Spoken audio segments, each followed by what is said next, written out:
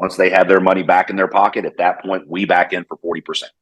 They get 60% of that 40. We get 40% of the 40. It's Mark Yegge here, wealth architect and lifestyle investor. Let's take your life to the next level. Welcome to the Wealth Architect Podcast. Hey, everybody, it's Mark Yegge. Welcome to another edition of the Wealth Architect Podcast. We're about balanced abundance. So glad you're here. Our guest today is a third-generation producer of American oil. He was born into this industry, and he was basically raised in the oil business. As soon as he graduated high school, he funded his first partnership and never looked back. He's the senior VP of corporate operations at Panex. They have a main focus on the Gulf Coast, and his companies have raised and deployed over $300 million in upstream development. Let's welcome RJ Burr. Hey, Mark, how are you doing tonight? I'm doing fantastic. Great to see you here. And, you're from Louisiana, I have a feeling. You're all about Louisiana, aren't you? Oh, I love Louisiana. Now, our company, that's where my family's originally from. It's funny because my dad grew up probably 2 hours from where our operations are right now. And when he was a kid, his grandpa was passing away. He was at the very end, and my dad goes in. He's 19 years old, married to my mom, had 2 kids at this point. And my grandpa looks at him and says, Bob, when you leave here, Robert Dean, when you leave here, I want you to walk down that dirt road and look both ways.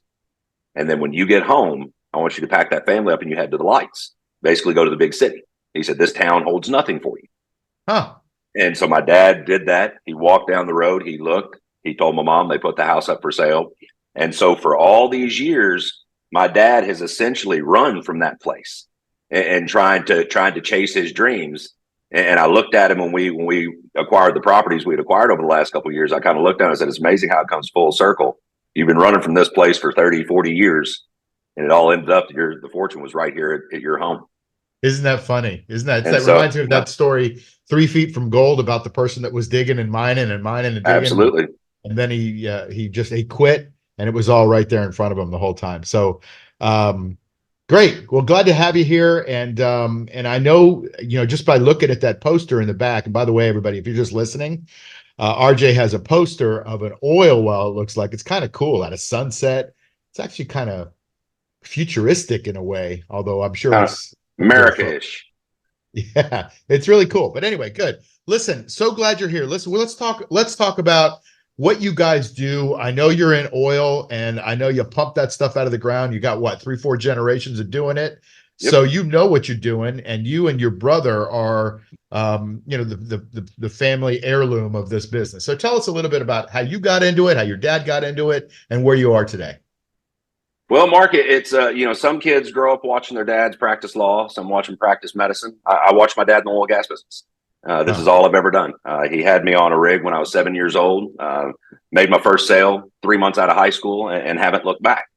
Now, what we do that's a little different is back when I first got in the business, my dad wore every hat in the business. And as successful as he was, we realized that for a company to maximize what it can be, one guy can't do it all.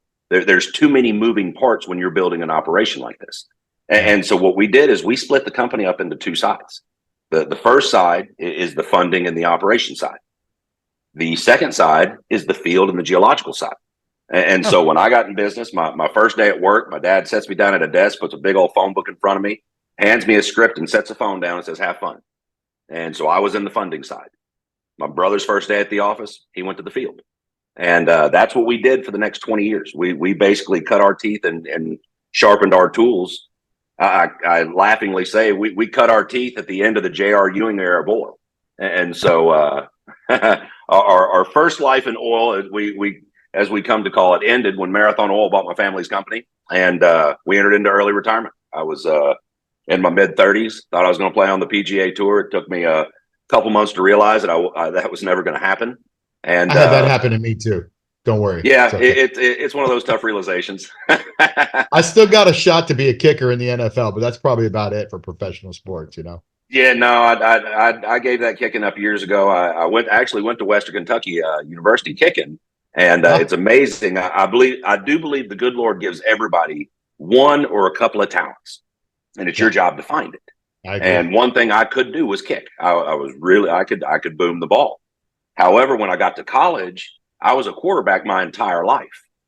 And when I got to college and I was just the kicker, so to speak, that was a hard transition for me. Sure. Because the kicker, really, you're not a part of the team until it's time to win the game. You know, you practice by yourself. And so it was just one that I didn't hee-haw with it. That's why I played ball. I love scoring touchdowns. I love getting hugs. I loved every bit of that. And it's amazing, when I hung up kicking, less than 2 years later, I tore my knee up. And good Lord said, well, if you're not going to use that talent, I'm going to take it from you. And so, you know, it was kind of a life lesson. Now, I did figure out how to keep score as an adult. That's about how much money I make my partners. And so once I figured out the game to play, I was in the right game and have never had to look anywhere else. That's it, everybody. Listen, this is some good wisdom. And it's not always about money here on the Wealth Architect podcast. It's about like what you do with your life and what makes you happy. And everybody has a genius. RJ says the same thing. And if you can find your genius, you're going to be a lot happier. You'll probably be a lot better at it than what you might have thought your genius was if you were just pushing and pushing and pushing. And don't get me wrong, you got to work hard in life at some point. But at some point, it does become fairly effortless after you've put in the time. Would you agree, RJ? Oh, absolutely. I mean, if you love what you do, is it work? You know, right. I have 4 kids and 2 boys, 2 girls, and my boys are of the age now of 23 and 20, where they're starting to experience the real world a little bit. And I like that they're thinking money, and I like that they're thinking of how to build. And it's one that I don't want to bring them into the oil and gas business right off the bat. I want them to taste the real world for a little bit. Let's see what the real world is, and understand Dad's always going to be here. When it's time for you to come into the business, I'm still going to be here, and it's going to be time. But I want you to get out there and get your toe smashed a couple of times. I think, honestly, not to sound like a turd, but I think every kid should have their lights cut off at least once. That way they understand the consequences of it. And my son came up to me and said, Dad, if you were giving me advice on being successful, what would it be? Well, I said, I can tell you 3 things, babe. And I said, 1, work hard. 2, work harder. 3, work the hardest. I said, what you got to do is find something you love doing that you can make money at. Don't waste your time. If you can't make money doing it, it's a hobby. Yeah. I said, find something you love that you can make money doing at. And then if the talent's there, the only thing standing between you and the top of the mountain is hard work. Yeah. I said, nice. So just accept you're going to work harder than anybody else, and then let the chips fall where they may. Because I love that so much, because, you know, so often everybody's like, oh, follow your passion and, you know, do what you love. And all that's great and true. But, you know, Robert Herjavec, one of the Shark Tank guys, he was at a speech at an event that I hosted once. And he said his dad told him when he was growing up, and he's a billionaire, basically. He says his dad told him, listen, when you can't pay the bills, you don't have the ability to follow your passion. Right. Yeah. So you've got to do some hard work to get to that point where you can follow your passion. So it's going to take some work for sure. So I think that's a good lesson that people can learn. No, my dad said darn near the same thing. He said, boy, you think you have problems? Take all the money out of your bank account. Now you just multiplied your problems by 10. Yeah. You know, it's really, and you know, I love old sayings because there's a reason they're old sayings. There's a lot of truth to them. And when you look at it, it's, you know, life is 99% about how you react to what happens. You know, that's just, it's all how you perceive it, what you can control. You know, I tell my kids, control what you can control. If there's a problem in front of you, if there's an issue, maybe not even a problem, if there's something in front of you that needs solving, have you done everything you can do at that moment? If the answer to that question is yes, you've done everything you can do, then turn it over to God, because there's nothing you can do about it. Now, if the conditions change in the future and there's something you can do, then you do it then. Yeah. But when you start worrying about something that there's nothing you can do about, and you fret and you worry and you stress and you lose sleep and you don't eat meals, well, you know where you're going to be when you're done worrying? Right back where you were when you started. Same spot. So why? Yeah. You know, skip that part of the process. You don't have to. But this now, to be honest about it. Have you done everything you can do? Exactly. This went in a different direction than I thought it was going to go. You know, I thought we are going to be talking about pulling oil out of the ground, and here we are talking about life lessons. I feel like I'm talking to Zig Ziglar or somebody. This is great. Why don't we digress a little bit and at least talk a little business? But I think interwoven in there are a lot of life lessons, and I think you've probably picked up a lot of them. Now, one of the questions I have is, and this is probably back on that life lesson thing, but is, you know, you got the business, quote unquote, handed to you, right? Maybe you got it from your dad and you didn't have to work for it. but I have a feeling that's not what happened. I have a feeling just by listening to you, your dad didn't just give you it. No. I mean, no. We had to when we started Panex, we started with zero. I mean, in fact, we went 0 for 3 on our first 3 wells. We missed the first 3 wells we drilled. Now Really? they're big ranked wildcats, but that this is oil and gas. If anybody tells you they're in oil and gas and they hadn't missed wells, they're lying to you. Well, let's talk about that, because I don't know if a lot of our listeners and viewers know how the oil process works. So, you do, so you kind of take it for granted that we all know, but maybe some of us don't know. I'm a Florida boy. I don't know a lot about the oil and gas, but how does it work? I know you go out and drill and you do some exploration, but tell us about the inner workings of that. How often are you successful? Those kinds of things. Well, every area is different. You have different kinds of geological structures. We love salt domes, and so that's really where my focus is on salt domes. But you have shales, you have limestones, you have the petit. I mean, you have so many different types of formations.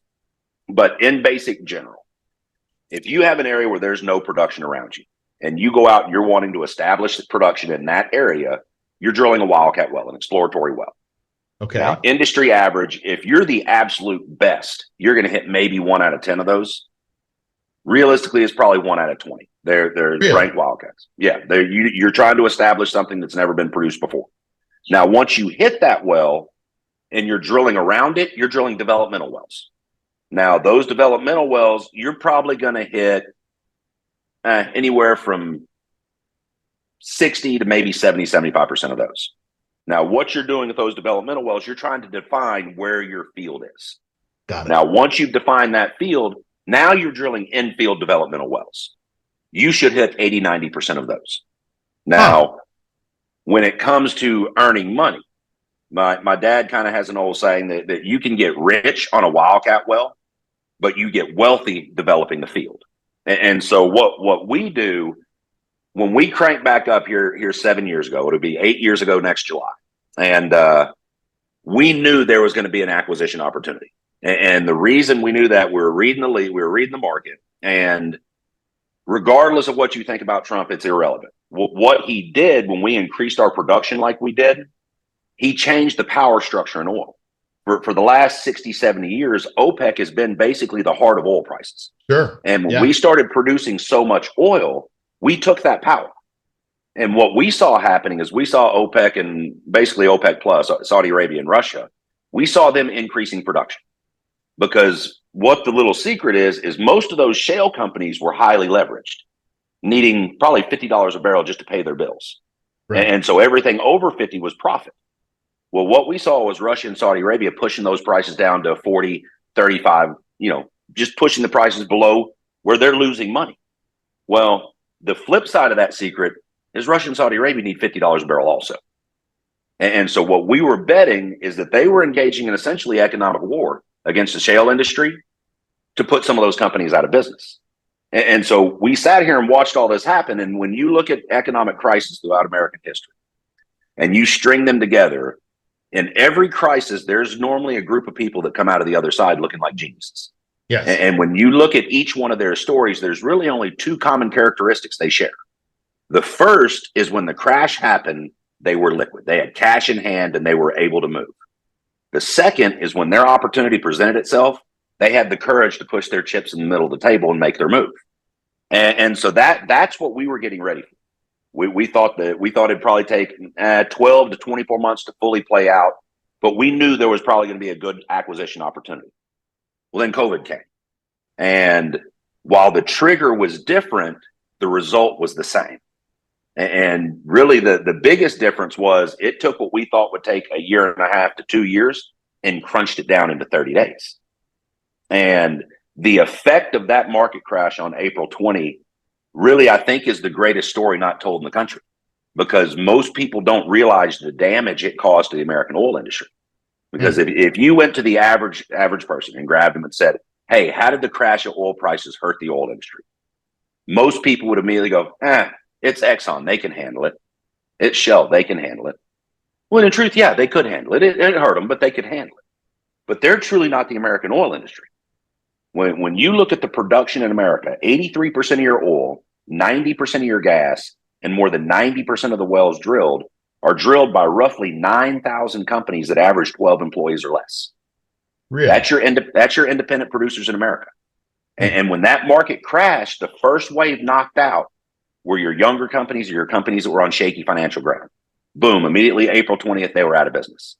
Well, the next wave came a couple of months later when we sent everybody home for COVID. The companies that could pay their employees enough to get them back to the field, they made it. The companies that couldn't, they were next with out of business signs in their door. And what that did is it created a condition in the oil patch that I haven't seen in my life. And what I mean by that, to build a major oil company, 100 million market cap on American oil for the last 50 years has been next to impossible. It's happened one time when two companies merged. And the reason is, to build a company of that worth, you have to have the reserves. Well, to do that strictly on American oil, all of your build your company overnight fields have already been found. They might find something down the road, but for the most part, your spindle tops are gone. So to do that, you have to string together a bunch of smaller discoveries. Very hard to do. Now, it doesn't mean you can't be successful. It doesn't mean you can't make your partners a lot of money. Heck, I love the industry. I wouldn't do anything else. However, to build a company of that size was next to impossible, finding it on your own. Well, the other route is buy it from somebody who's already found it. Well, back before the market crash, they knew what they had also. And so they were going to charge you an arm and a leg. So to acquire that many reserves was next to impossible also. Well, now that's not the case. You had a clearing of the playing field where there was an acquisition opportunity.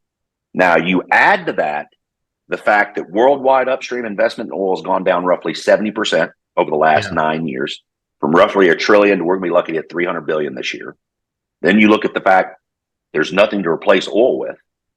I believe all of us have a little environmentalist in them. I love a beauty. I love nothing more than walking out of my front porch and looking at my front yard. I believe we all love a pretty environment. However, that's not what they're arguing.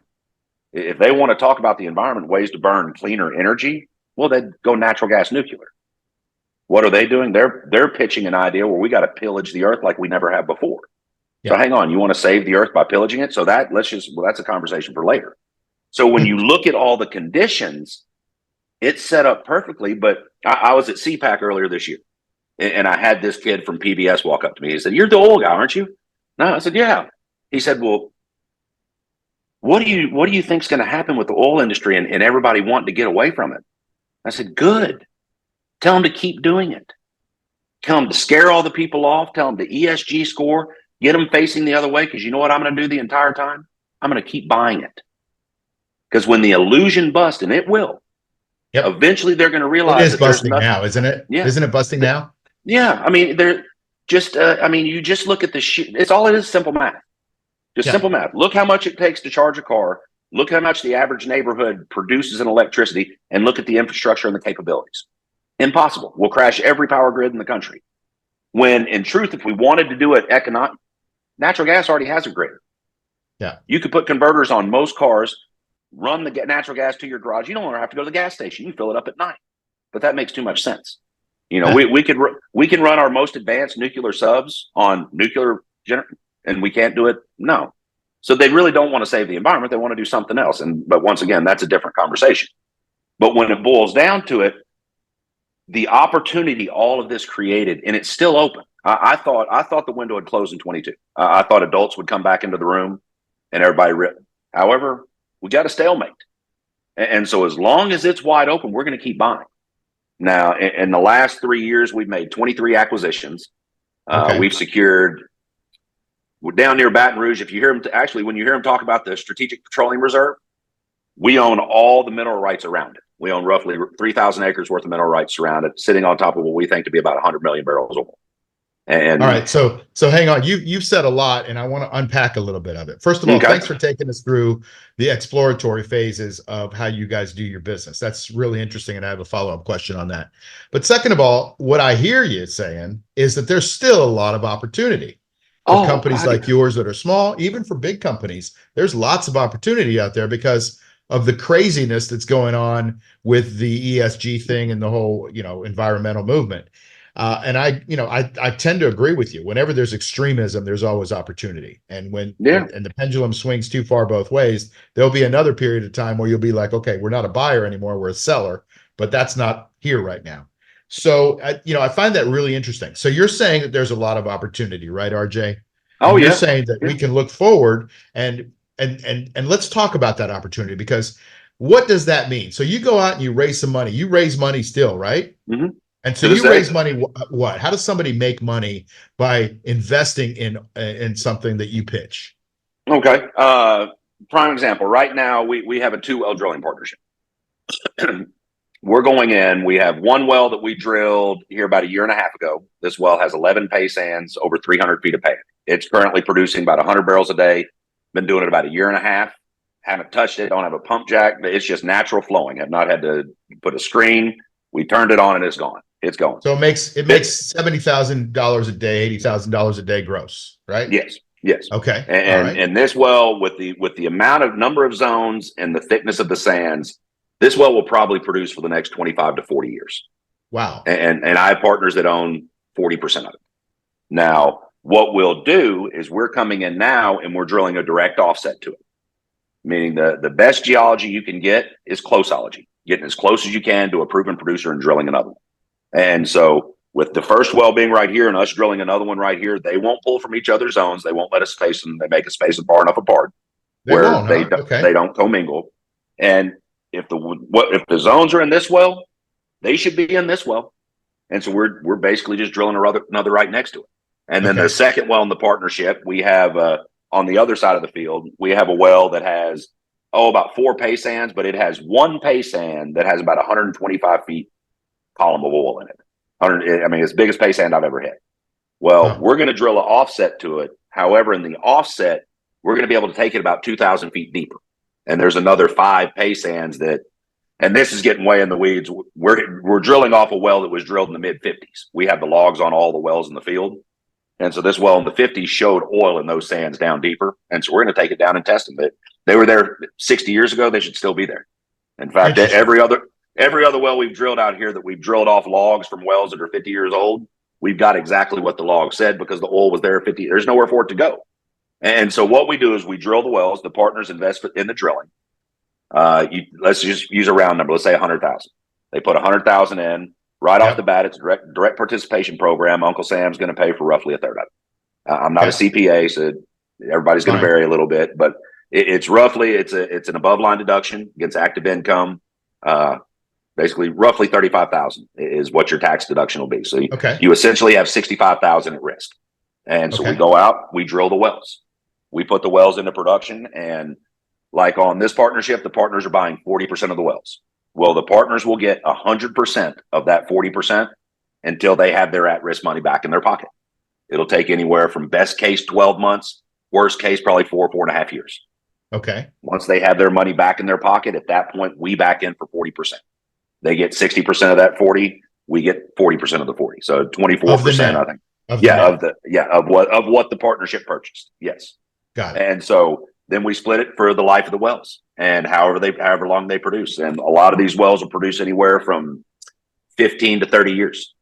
And so best case scenario, let's go out there and let's say a gold goose flies over, some poops gold on our head. We get everything we ever dreamed for. It'll make the partners 10, 15 to 1 on their money over a 20, 25-year period. Fantastic. If we miss the wells, which can happen, this is oil and gas. Now, I don't think it'll happen. Otherwise, I wouldn't put the deal together. If we miss the wells, other than tax benefits, we lose every dollar.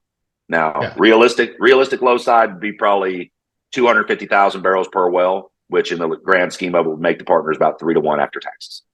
And I could back into the numbers, but I'm just going to ask you, what's it cost to drill a well roughly on average?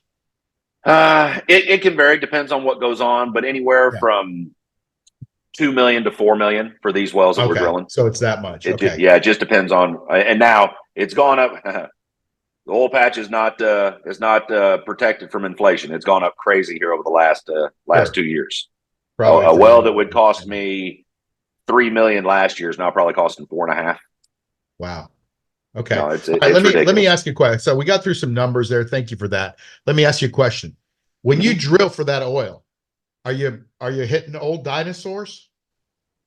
You hear so many different people argue over what it is that I just finally, until they can prove definitively, they say, okay, this is exactly what it is. It's everybody's opinion. I love it. A guy from the oil business going, look, I don't know. I just want to drill the oil. That's cool. Interesting. And everybody that you're listening and viewing, I want you to understand, if you're watching this right now, you're watching it on plastic. You're watching it Oh, on a PC screen, on a phone. You're watching it on a TV. And those all have a predominant amount of plastic in them. If you drove somewhere today, you drove in something that has a predominant amount of plastic. Yeah, there might be metal under the hood, but there's a ton of plastic. Plastic all comes from petroleum, everybody. It's not that, if you're looking at this through some glasses or some contact lenses, they're plastic. So don't be thinking that environmental, we're going to get rid of all the plastic and get rid of the oil. You can't. Like, it's a technology that's here to stay, and it's a good technology. Now, we might have a few extra bottles on this earth floating around the oceans. That's a different issue than we produce plastic. So, I just want to be realistic here that, everybody talks about how oil is a bad thing, but we all use it. So if you want to stop using oil, you want to stop using plastic altogether, that's when you can start talking about getting off of oil. But until you're the person that stops using plastic 100%, I want you to just be quiet and listen to guys like RJ, because he's a guy that's showing you how to make money from it. And it's something that's actually very useful, and it's propelled our society a long, long way. Would you agree? yeah. Well, you said something perfect. You actually you made 2 points there that just mirror what I tell my partners. Yeah. And I'm a movie buff. I love old movies, and one of my favorites is The Usual Suspects. And one of my favorite quotes in it is, "The greatest trick the devil ever pulled was convincing the world he didn't exist." Yes. And as you look at everything the environmentalist movement has done, you amend that quote a little bit. The greatest trick the environmentalist movement ever pulled was convincing the world oil was bad. Because when you think about it and you do remove your emotion and just do an honest dive into it, Right. the modern world did not begin until we started producing oil. That's right. Everything the modern world is built on is because of what oil has brought to the humans, to all of us. And Even so, solar panels. You yeah, can't produce solar panels without oil, everybody. How about no, that I mean, irony? well, I was sitting here. It was actually this time last year. I'm here early one morning. I'm planning out the end of the year, and I'm making a cup of coffee. And like I said, I've been in this business 30 years, and I'm sitting around the kitchen in the office, and I'm just and I don't know why I did it, because I haven't done it before then. And I was looking at everything in there. I said, well, that's made from oil. Well, that's made from oil. And by the time I got done listing everything in the kitchen that was made from oil, I was shocked. And Yeah. I'm in the oil business. And so that kind of dropped a little seed for an idea. And we were talking about our Panex Learn website. And we created a website, panex.us/learn.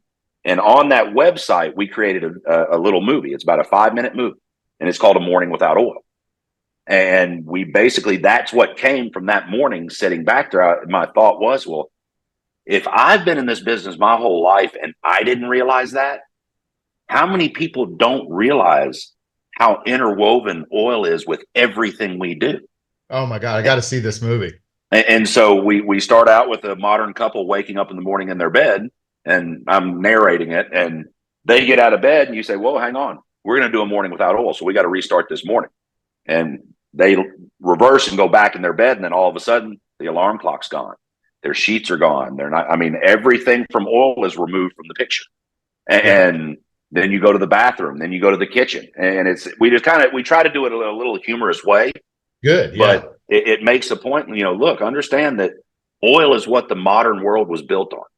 Now, when it comes to replace oil, yes, we'll come. If you want to look for innovation, if you want to burn it cleaner, if you want to do certain things of those, okay. Well, some wizard of smart is going to come up with a way to do that. You don't eliminate the greatest source of energy we have, because just go ask the Germans. I'm going to love to watch what happens this winter. Right. Is Germany going to go back to buying natural gas? Because remember, last winter they cut down all their forests to burn for firewood. So what are they going to do this year? Are they going to cut down their forest again? Or do you think the German people would rather buy natural gas from mean old Russia? I believe they'd rather buy natural gas. And what people don't really comprehend is that 17% of the world's population consumes 50% of the oil produced. Yeah. 80% of the world's population is just now beginning to use oil. Today, we are running about 10 to 15 million barrels a day short of what we consume versus what we produce. They expect that number to be close to 60 million by 2030. Well, what do you think is going to happen when those 80 million actually realize what oil does for their quality of life? Do you think that's going to have an increase or a decrease in demand? Because regardless of what you hear talking heads on TV, it makes me sick sometimes because they try to be the smartest person in the room and they try to say, oh, stuff that you know isn't true, but just say it in a different way with a different term for it and try to make it something different. When it all boils down to supply and demand. Yep. When you have a product that everybody in the world wants and there's not enough of it, the price is going to go up. Well, when I kind of look at it, I know that somebody is going to consolidate American oil.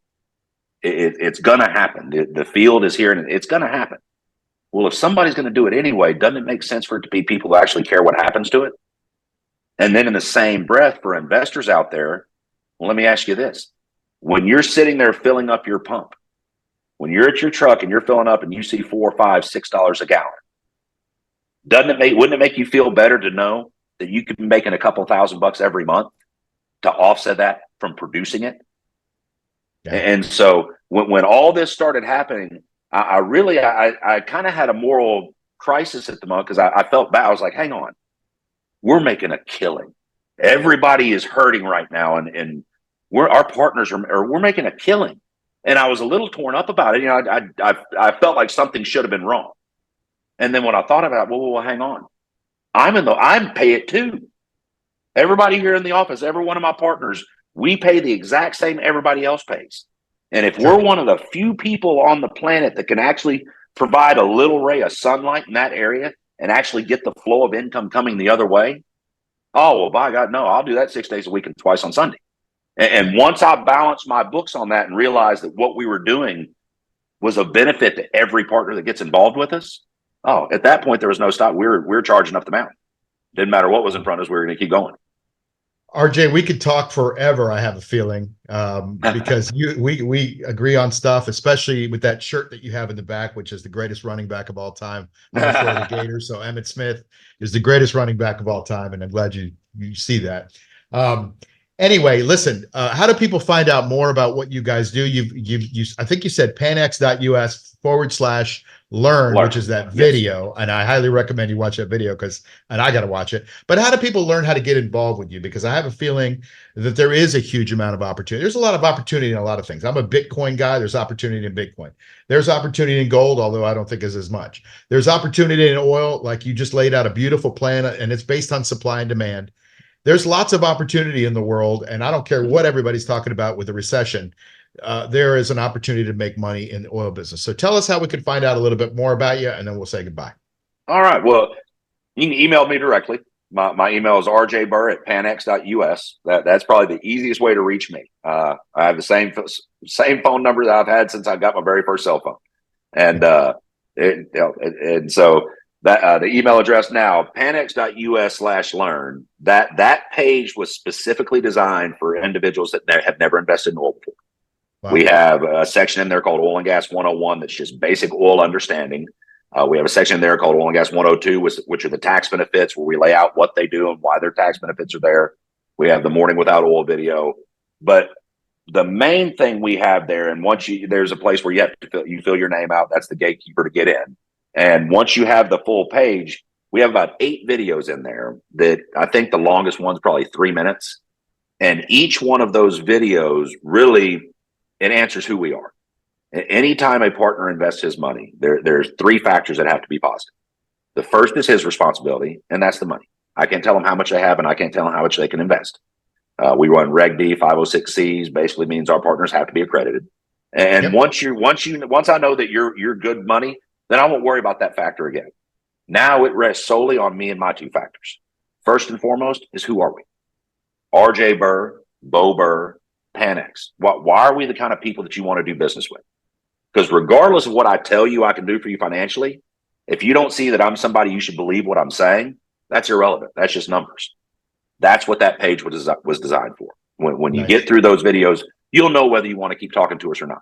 Now, at that point, if you see that we're the kind of people you want to hook up with, now we'll show you what we can do for you financially, because we're good at what we do and we've been doing it a long time. And we love all questions. I tell my guys, I give them 2 guarantees. One, if you call me and I don't answer my phone, I will call you back before I go to bed. 2, if you ask me a question that I don't know the answer to, I guarantee I'll find the answer for you. We can't guarantee perfect results, but we can guarantee perfect effort. Well, RJ, thank you for your time and your wisdom. And I learned a lot today just listening to you talk about oil and other life lessons. So thank you for being here on the Wealth Architect podcast. And if you want to get more of RJ, we don't make financial recommendations on the show. We do financial education. And I think this was a great, 35, 40 minutes in financial education that was valuable. So thanks again for being on the Wealth Architect podcast. Appreciate it. Oh, Mark, it was my pleasure. My pleasure. And thank you, everybody, for being here and listening and watching. And remember what I always say, never give up your power in your health, your wealth, or your time. Have a great day, everybody. See you next time. Take care. You've been listening to the Wealth Architect podcast with Mark Yegge. Follow us on iTunes, Spotify, or wherever you get your podcasts. Like and subscribe on YouTube. Share and tell your friends. See you soon.